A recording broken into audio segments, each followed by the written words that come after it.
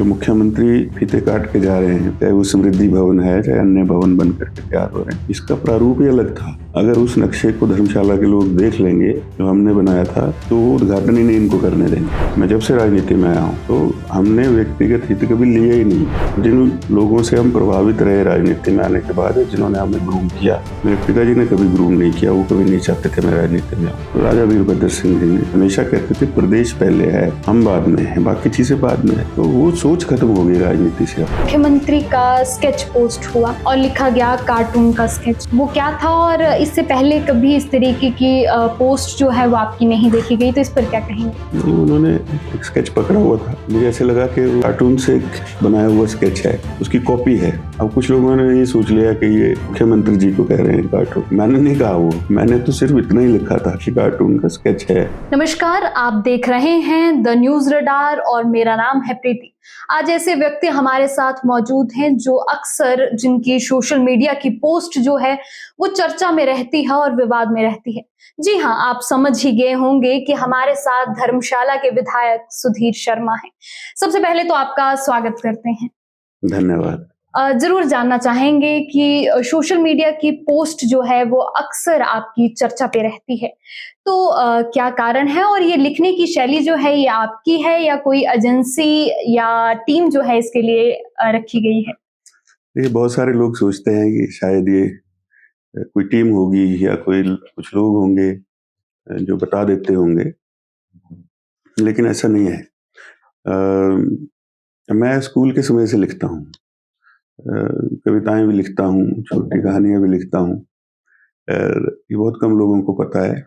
और स्कूल के समय में सबसे पहले मैंने एक कविता लिखी, वो पंजाब केसरी में छपी।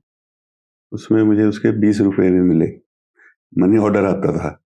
तो उस समय की बात है ये, लेकिन उसको इनकरेजमेंट नहीं मिलती है। कई बार मेरे पिताजी को लगा बहुत ज़्यादा लिखने लगा है, तो उन्होंने कहा कि देखो भाई, तुमको पता है बहुत सारे कवि भूख से मर गए, भूखे ही मर गए, खाने को भी पैसे नहीं हुए हैं, तो ये शौक अच्छा नहीं है, इसको शौक तक ही रहने देना। तो पिता के नाते उन्होंने ठीक कहा, लेकिन वो ठीक है, मैं खुद ही लिखता हूँ और उसका मौका भी जो है जिनके ऊपर लिखता हूँ वो खुद ही देते हैं। मैं खुद से बनाकर कोई ऐसी टिप्पणी नहीं करता, लेकिन जो चीज़ें चल रही होती हैं उस समय के अनुसार, तो उसके ऊपर वो एकदम से आता है। कई बार कहीं भी मैं बैठा होता हूँ तो 2-3 लाइन ऐसे दिमाग में आ जाती है, और कई बार तो एकदम लिख देता हूँ, कई बार मैंने आधा-आधा दिन सोचा है कि लिखूँ या नहीं लिखूँ, लेकिन उसके बाद भी लिखा ही है फिर। जरूर जानना चाहेंगे कि मुख्यमंत्री का स्केच पोस्ट हुआ और लिखा गया कार्टून का स्केच, वो क्या था? और इससे पहले कभी इस तरीके की पोस्ट जो है वो आपकी नहीं देखी गई, तो इस पर क्या कहेंगे? नहीं, उन्होंने एक स्केच पकड़ा हुआ था, मुझे ऐसे लगा कि वो कार्टून से बनाया हुआ स्केच है, उसकी कॉपी है। अब कुछ लोगों ने ये सोच लिया कि ये मुख्यमंत्री जी को कह रहे हैं कार्टून। मैंने नहीं कहा वो, मैंने तो सिर्फ इतना ही लिखा था कि कार्टून का स्केच है। वो तो फिर जब नीचे अब अभिव्यक्ति की आज़ादी है, लोग लिखना शुरू कर दें कुछ भी, मैंने उस दृष्टि से नहीं लिखा।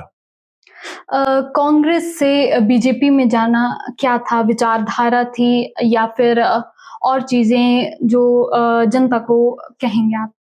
देखिए, सबसे पहले तो वो विचारधारा का ही फैसला था, और वो उस समय नहीं हुआ है। ये बहुत कम लोगों को पता है। ये बहुत लंबे समय से, लगभग 2014-15 से मैं जो है वो संघ के कुछ लोगों के से मिला, और जब समझने लगे चीज़ों को, तो आहिस्ता-आहिस्ता चलते-चलते वो एक समय ऐसा आया कि जब ऐसा लगने लगा कि कांग्रेस जो है वो भी अपनी जो मूल सोच थी, विचारधारा थी, उससे कहीं भटक गई है, एक अलग तरह की पार्टी बन गई। तो और देश के अंदर जिस तरह से एक सशक्त नेतृत्व मिला नरेंद्र मोदी जी के नाम से, और वो आज देश को कहाँ से कहाँ लेकर चले गए, और पार्टी का कितना विस्तार हुआ है, सारी चीज़ें संगठनात्मक दृष्टि से बड़ी अच्छे तरीके से चलती हैं। सबको पता है किसने क्या करना। ये तो एक समय था कि वो समय आ गया, कुछ लोग और जुड़ गए, और राज्यसभा का चुनाव आ गया, और उससे उसको जोड़ करके हमेशा देखा जाता है। मतलब आप इसको बेहतरीन अवसर मानते हैं? बिल्कुल, बिल्कुल मेरा ये मानना है कि आज की दृष्टि से भी और भविष्य की दृष्टि से भी ये प्रदेश हित में भी और देश हित में भी बहुत अच्छा निर्णय है। कितने बड़े-बड़े लोग, मैं तो छोटा-सा आदमी हूँ, कांग्रेस के राष्ट्रीय स्तर के लोग जाकर के भारतीय जनता पार्टी में शामिल हुए। तो कुछ तो कारण रहे होंगे, इतना बड़ा पलायन किसी दल से हो जाए। और ऐसा भी नहीं है कि भारतीय जनता पार्टी का दरवाज़ा सबके लिए खुला है। वो भी तो कुछ जाँच-परख करके ही लोगों को लेते हैं। तो मेरा ये मानना है कि जिस प्रकार से इस राष्ट्र को अब आगे जो एक सोच है, विचार है विश्व गुरु बनने का भारत का, वो केवल मात्र भारतीय जनता पार्टी कर सकती है। यहाँ पर बाकी किसी भी दल के अंदर उतना मादा नहीं देश के। बात करेंगे कि अक्सर देखा जाता है कि बड़े अफ़सर रिटायर हो जाते हैं और सरकार में एडजस्ट हो जाते हैं। तो इसको लेकर क्या कहेंगे? क्या ये सिस्टम की कमज़ोरी है? ये मेरे ख्याल से ये सिस्टम की भी कमज़ोरी है, और कुछ लोग सूटेबिलिटी भी देखते हैं कि ठीक है, इन्हीं को चलाए रखते हैं, इधर से उठाया उधर रख दिया। तो इतनी बड़ी सेवा देने के बाद जो है देश में प्रशासनिक दृष्टि से और प्रदेश में, उसके बाद तो स्वेच्छा से आपको वो कार्य कर लेना चाहिए।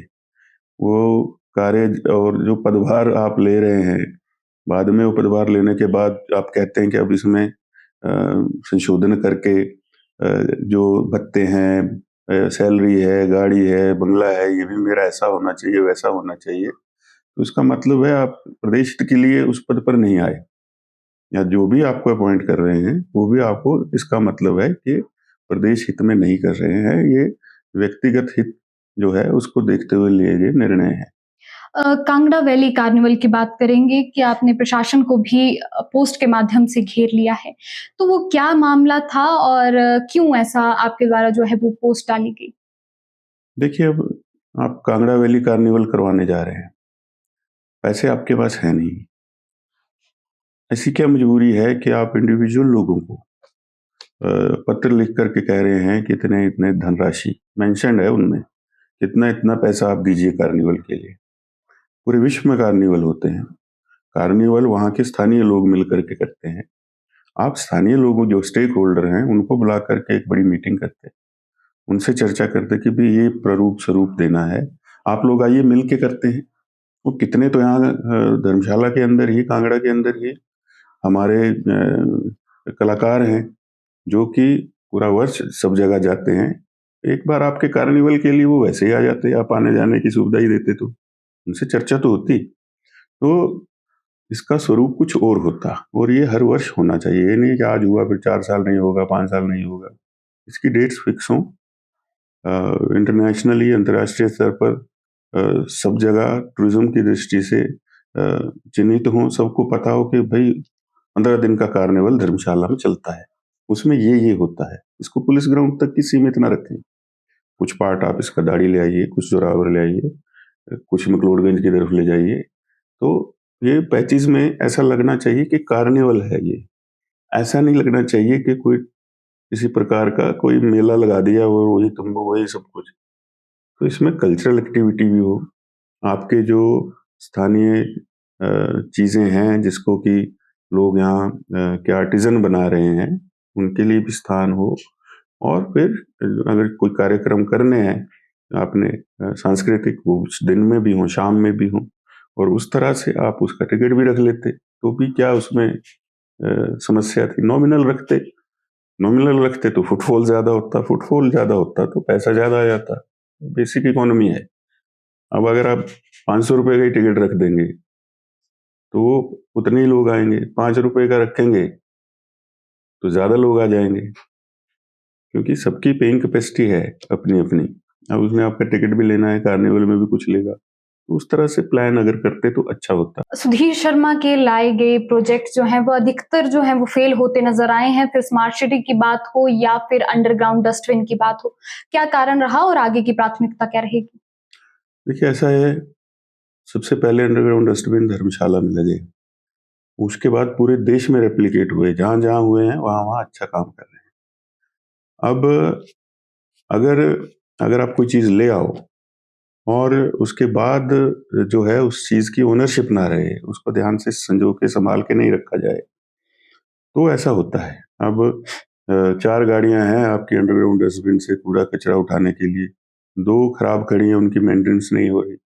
अधिकतर तो निकाल कर के डंपिंग ग्राउंड में आपने फेंक दिए और जिस तरह से उसका कार्य होना चाहिए था, उसमें सेंसर वगैरह लगने थे, सारा मेंशन्ड है उसमें जब इनका ये फैसला लिया गया था कि अंडरग्राउंड डस्टबिन लगाएँगे। तो उस वो चीज़ भी पूरी नहीं हो पाई। तो इसीलिए आज ये स्थिति है और स्मार्ट सिटी में जो है कुछ पैसा सेंटर से आना था, कुछ स्टेट ने देना था। ये 50-50 पार्टनरशिप का प्रोजेक्ट होता है। हमने बहुत प्रयास किया था कि उस समय कि इसको 90-10 में आप रखिए क्योंकि हिमाचल जो है इसको स्पेशल कैटेगरी स्टेट माना गया है। पर उन्होंने कहा कि मॉडल जब पूरे देश के लिए ऐसा है तो हम अलग-अलग सब जगह नहीं कर सकते। ये बहुत कम लोगों को पता है कि 2100 कुछ करोड़ रुपया खर्च होना था। इसमें से कुछ 100 करोड़ रुपए ही खर्च पाए क्योंकि स्टेट की शेयरिंग नहीं हुई। अभी भी जो मुख्यमंत्री फीते काट के जा रहे हैं, चाहे वो समृद्धि भवन है, चाहे अन्य भवन बन करके तैयार हो रहे हैं, इसका प्रारूप ही अलग था।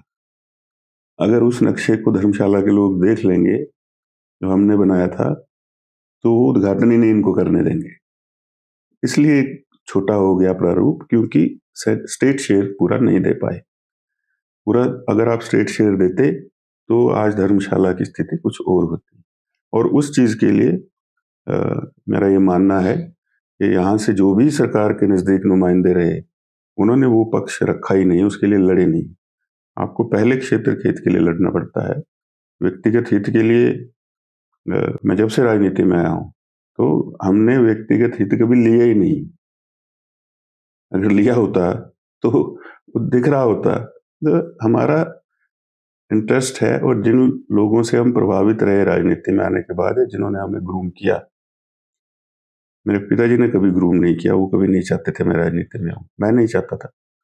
ज़्यादा जो ये राजनीति में आने के बाद मुझे स्वर्गीय जय बहरलाल खाची आपने नाम सुना होगा, उन्होंने और राजा वीरभद्र सिंह जी ने वो अपने बेटे की तरह ग्रूम किया।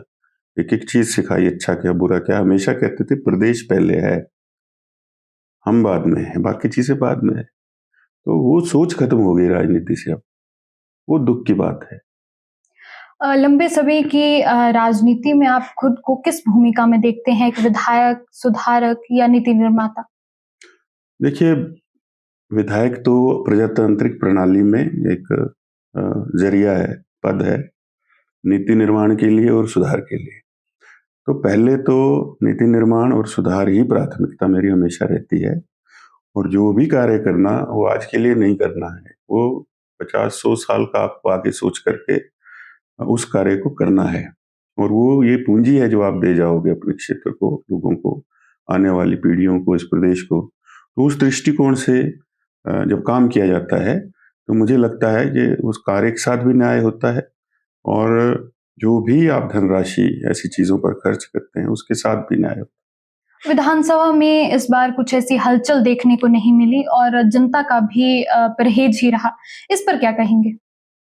उसके लिए जनता की ज़रूरत ही नहीं है, मुख्यमंत्री काफ़ी हलचल के लिए खुद ही, कुछ ना कुछ रोज़ करते रहते हैं, पूरे देश में उनका वीडियो वायरल होने लगता है। लेकिन आपने सही प्रश्न पूछा। तो जनता इसलिए नहीं आई क्योंकि जनता को उम्मीद खत्म हो गई।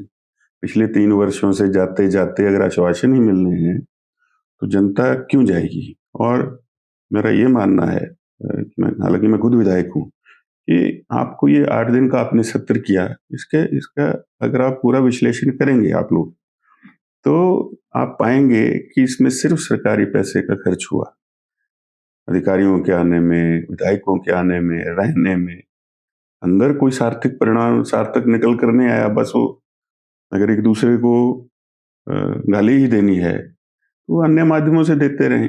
यहाँ तो जो है वो सार्थक चर्चा, सार्थक परिणाम सामने आने चाहिए थे। पहली बार मैंने देखा कि ऐसा नहीं हुआ। ज़रूर बात करेंगे।